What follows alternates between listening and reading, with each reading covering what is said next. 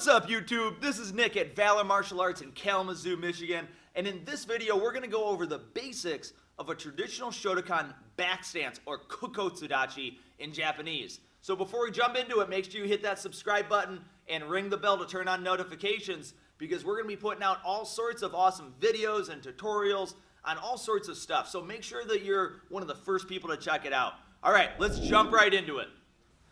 Alright, so in a traditional Shotokan back stance, or Kokutsu Dachi, we're going to have the same proportion as our front stance, or Zenkutsu Dachi. So if you haven't checked out that video, I'll put a card up in the corner here for you to check that out if you'd like. Alright, but otherwise, with our front stance, we have about 60 to 70% of our weight on our front leg. Alright, because most of our motions in a front stance are offensive. So even if I am blocking, I'm driving into my target to block them with aggression instead of blocking to escape. Alright, now a Kokutsu Dachi, or back stance, is usually made to make some distance. So if the person is punching, I may not want to step forward. I may want to keep my body back to do something like Shotokan, or another type of block, so that I can make distance before attacking. So I may block and then drive into a front stance to make my attack. All right? Otherwise, you'll see this done in very close quarters. So if I'm using this as a lock, or maybe a nerve strike in close, something along those lines, where I am very close to my opponent, where I can't make a long forward pressing stance. I may have to get my foot in and use my body to push in rather than actually sinking onto my front leg here. Alright, so as far as the back stance goes, it's a little bit different than our front stance in that my feet aren't going to both be facing in the direction of my power. Alright, so with a front stance, we had both feet facing forward. I drive forward and try to keep them both facing as straight forward as we possibly can.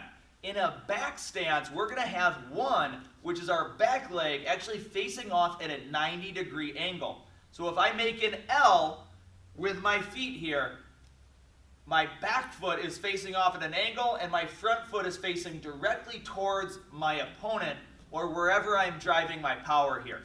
Alright, so if I'm here, my front foot is facing this way. I'm going to make sure I have my knees bent.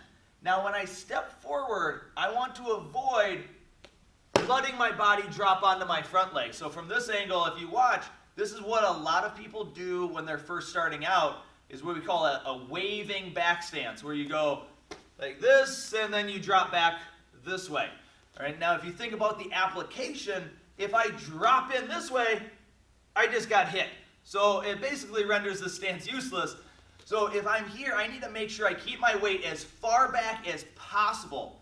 Now you'll see some people that are able to keep their shoulder, their hip, their knee, and their foot all in one line. And that's awesome if you have that flexibility. If you don't, we're going to keep it as far back as we can. Alright, so as I shift forward, we're going to maintain this position and push my front knee towards my opponent, or towards where I'm putting my power. Alright, so as I do this from this angle, you'll notice my left foot in this case will be pushing with my knee straight forward, and my front foot's going to stop. It's going to push into the ground to make it so my body doesn't go forward. So I don't want to land on it. I want to push with this foot to push my body back. Alright, so our back leg needs to be pushed out over our foot. So if I do my back stance this way, and this knee is collapsed in like this, you can see this is going to be very bad on my knee joint. Now, it may feel better for your muscles. So the outside quad muscle, your vastus lateralis, is very important for a lot of kicks, a lot of stances, but you can really feel it tense in our back stance. So when you're driving into this, you'll feel that muscle really firing. So a lot of people relax it by letting their knee come in, and this is going to be, it's going to be possibly injuring our knee over time. So I want to make sure that my knee stays just like it would be in a front stance when I step up for this back stance. So when I'm here, this is a good way to practice. So if you have some mirrors, look right at it. Make sure that your knee isn't going this way. so that we're keeping this as we shift and step up into this back stance. We're keeping this knee position as stable as possible. All right, so from here, again, I'm going to maintain this position as closely as I can to where it started. All right, as far as my front foot goes, not very complicated here. Our front foot's going to be facing right straight forward. My knee is going to be facing forward, so I want to make sure that it's not turned in. All right, pretty much every time we do back stance, our body will be in a relaxed hanmi position or bladed. So if you notice, if I just relaxed and I stood up, my hips would be facing in this direction. That's where I'm going to be for my Kokutsu Dachi or back stance. I don't want to be twisting this in because that's going to put some added tension on that back leg.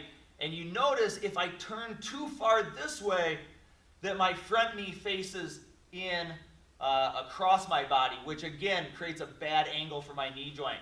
So usually if you see this knee facing in, whether you are practicing yourself or an instructor, look at the belt knot and make sure you turn it slightly forward, and that will face this knee in the direction of where it wants to go.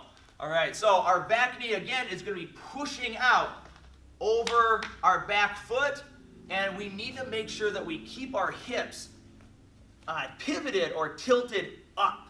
All right, so there's two positions. There's an anterior tilt and a posterior tilt. All right, anterior tilt is actually bad for us, and this usually comes from not stretching a lot, and you have tense muscles. If we tuck this here, this is going to be better. So if you notice, my belt is straight across here, where if I relax and tilt my body into an anterior tilt, you're going to notice this pointing down. All right, so in my back stance, if I'm here and you see this angle going down like this, that is a sign that my butt is sticking out and that my body is actually not pressed down, but rather pressing forward and back a little bit. And that's not going to be very stable in the long run. All right, so I need to push this up, level out my belt, and this is going to make my stance very strong. All right, so just kind of something fun to look at. This same position, people go into naturally when they're playing tug of war. So if they're really trying to strain to pull, you'll notice them pull this way, which is essentially where we're going to be setting for our back stance.